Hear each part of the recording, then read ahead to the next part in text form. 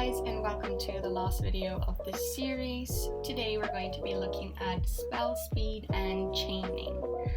This video is just so we understand the difference between the separate spell speeds and how we can even chain to them.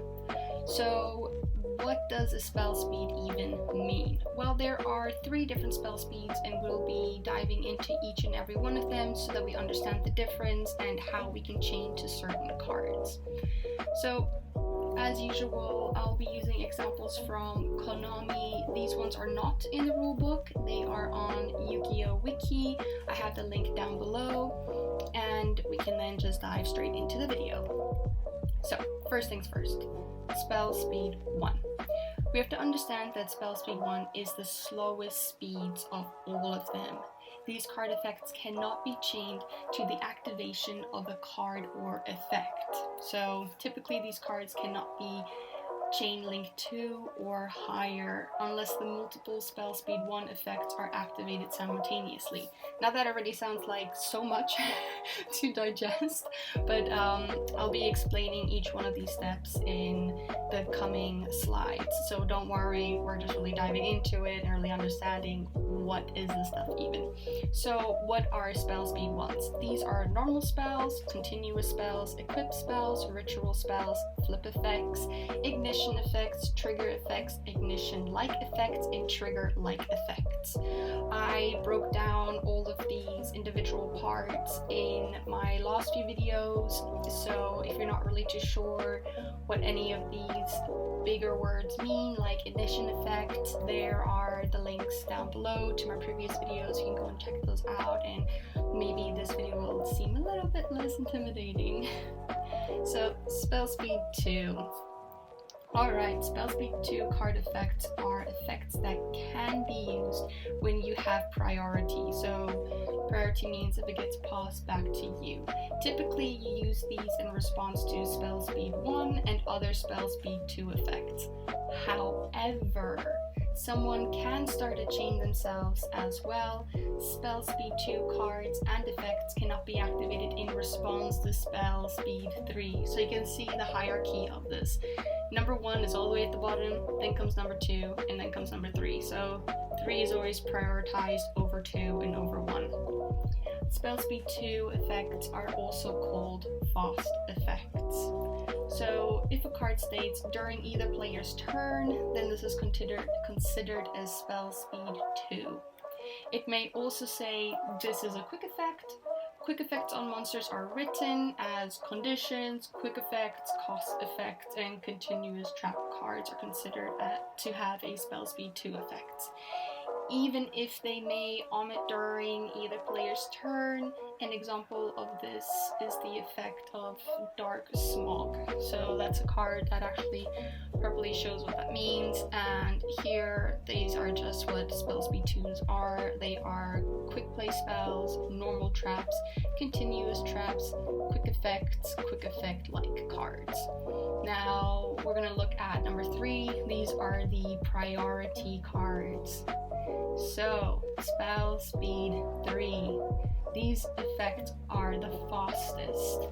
All of these card effects, only other spell speed cards, 3 card effects can be used to respond to a spell speed 3 card effect.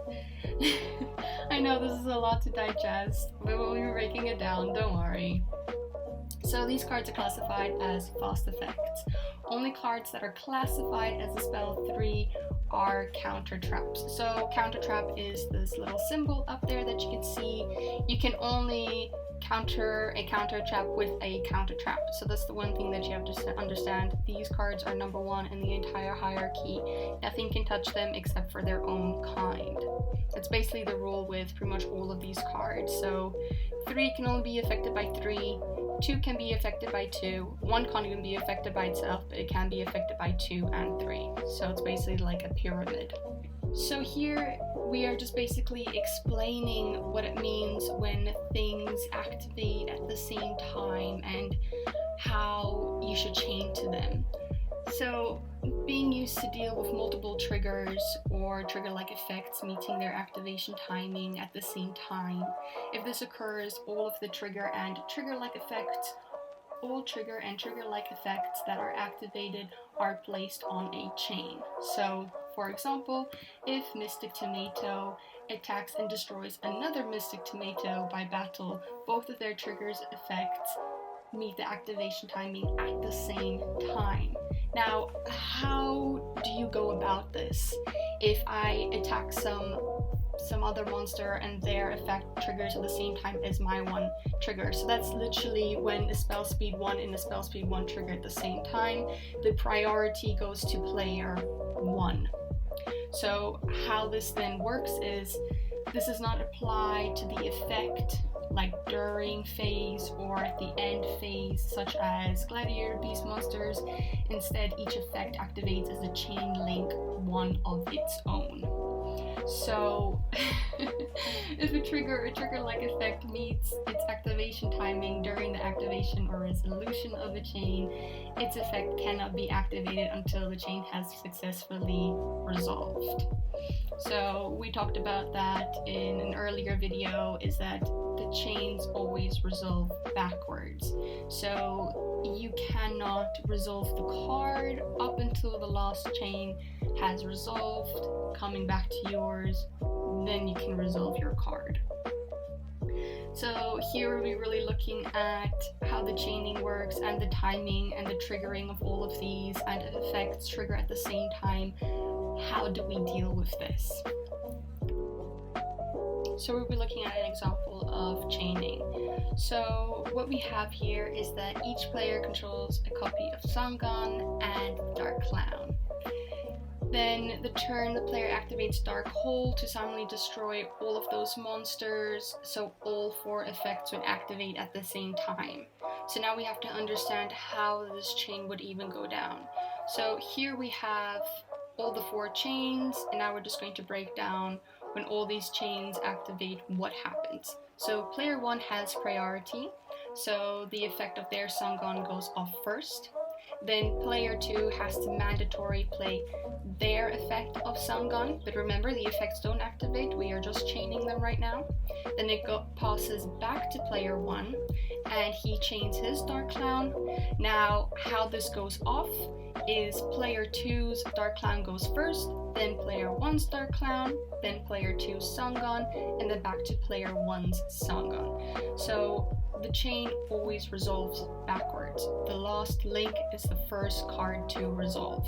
So after that, after all these chains have been put up to the 4th one, so the last Dark Clown, player 1 can actually chain whatever he wants to it, so another fast effect. So that means spell speed 2s and 3s. Now if we look at another example of this, so player 1 controls Sangan and Witch of the Black Forest, and player 2 controls Little Old Dandelion, and then player 1 activates Dark Hole and destroys them all. So here we have the chain linking again and understanding it. So first of all, player 1 gets to choose, so he goes first for Sangan, makes that chain link 1, and then he chooses to go as Dark Forest as chain link 2. He actually has the choice if he wants to do Sangan first or Black Forest, and then we will talk about why it's smarter to do chain link 1 or 2 after each other. So player 2 now decides, alright, well I'm gonna do then Dandelion because it's now passed back to them. And of course Dark Hole that activated all of this. So after the chain of Dandelion, you can now chain another spell speed 2 or 3. So the last one is, even if one effect meets its activation requirements strictly after another effect, if they are in the same category, they can be activated in another order. So player 1 controls Sangan. If player 1 tribute summons Thunder Monarch by tributing Sangan, then both monsters' effects activate at the same time. So here we got the list again. So what happens here is the turn player 1's mandatory effect are the effects of Sangan and Thunder Monarch. These will be chained as chain link 1 and 2. So player 1 decides in which order they want to activate them. Even though Sangan was sent to the graveyard strictly before the Thunder Monarch was tribute summoned. So what that basically means is when I tribute him, Songun goes to the graveyard first, and then I bring out the Monarch onto my field, but that doesn't matter. I can still choose in which order I want to chain this. So player 2 has no mandatory effects, so none are added. So player 2 has no mandatory effects, so none are added, so that means my opponent doesn't chain to it. So player 1 has no optional effects, so none are added. Also, player 1 doesn't add anything else. So player 2 has nothing to respond, and nor do I. And as always, after this goes down, either which player can then chain a quick effect to it, so spell speed 2 or 3. So now we're just going to look at the limitations. So each player can only activate one trigger effect of a monster that could special summon the monster itself from hand per chain. So even if the player has both Battle Fader and Scarlet Sorrow in their hand, when their opponent declares their second direct attack during the given turn, they can only activate the effect of one of those cards. So it's also understanding that there are certain cards that I can only activate once per turn. The card will say that underneath that, hey, you can only use this once per turn, then you have to know which one you want to use in the situation. So when a face-up beast type monster the player controls is destroyed and sent to the graveyard, even if there are multiple copies of Green Baboon Defender of the Forest in their hand and or graveyard, they can only activate the effect of one of them. This applies if even all copies are in the graveyard. So yeah, this is a bit complicated to understand. So I'll be showing you how I chain link of my cards, because in my deck, when I go for a play, 3 effects activate at the same time, and you have to know how to chain this properly. So this is basically what chain blocking means. So as per chain rule, only the last card in the chain may be responded. So that means when you are doing a chain, you should always put as the last card an effect that you don't mind being blocked or negated or stopped. So anything that is super important, put it as early as possible in the chain, and everything that is less important you put towards the end, because then once it gets chained to by your opponent, it doesn't matter. So I'll be showing that with my cards. Alright, so just quickly to explain what chain blocking actually means, we're going to be doing a quick little explanation of this. So here are 3 cards that I'll be using to chain with, so you also understand what it means with prioritizing your cards. So first things first, what I'm going to do is I'm going to say that I am fusing with Trick Clown and Squamata. Now before I do anything else, I get out the monster that I'm fusing into, which would be Construct.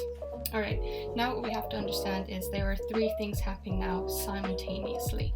So first things first, the fusion has been used, this goes to the graveyard, and now I have these 3 cards. Now all these 3 effects happen at the same time, and I get to choose in which way I want them to resolve. So the most important card for me to go through right now is Constructs. Construct effect says when she enters the field, I get to send 1 card from deck to the graveyard. Squamata says if she is sent to the graveyard by card effect, I can send 1 Shadow card from the deck to the graveyard.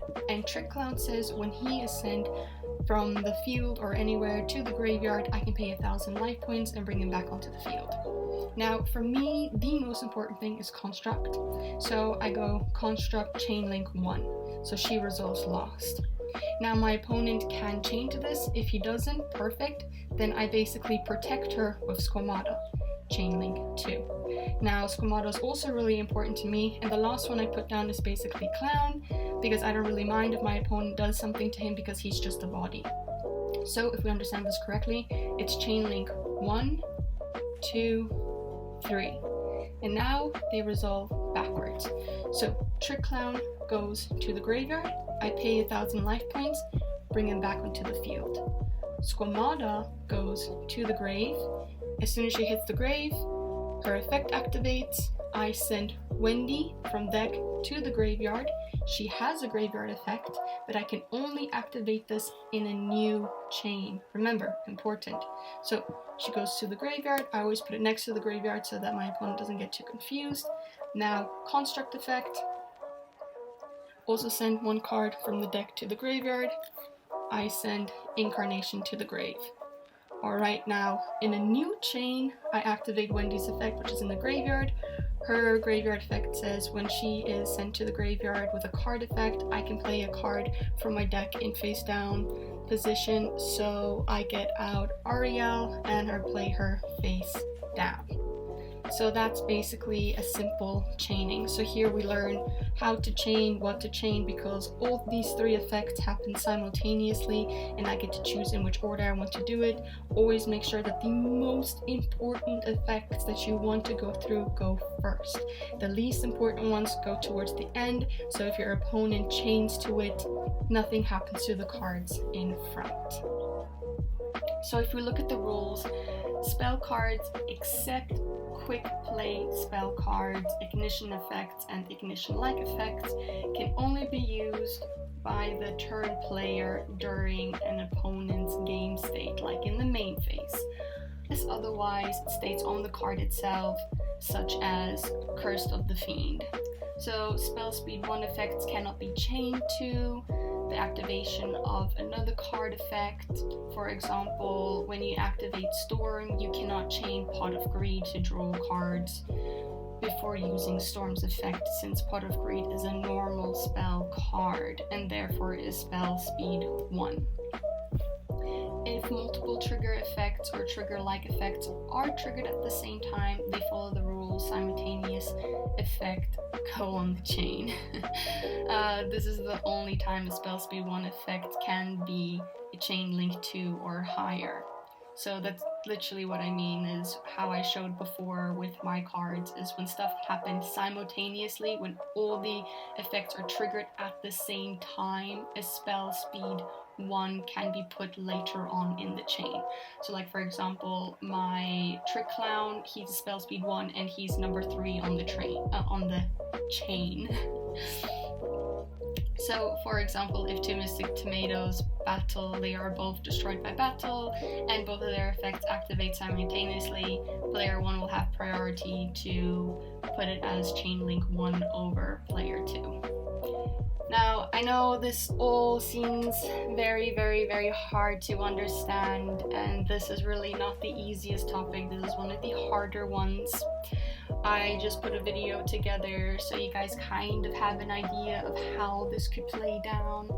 Again, in the blog, I'll be explaining it much more in depth, so it's actually easy to understand, you know, why I can't chain these types of cards. And yeah, no, this is really not the easiest part of Yu-Gi-Oh! But I hope this explained a little bit and it was kind of interesting or understandable. If you haven't checked out my other videos, I would recommend to go and look at them. It breaks down the rules much easier. Chaining is just really not an easy topic to understand. It's very, very, very hard, but I hope this made it a little bit clearer and didn't confuse you anymore.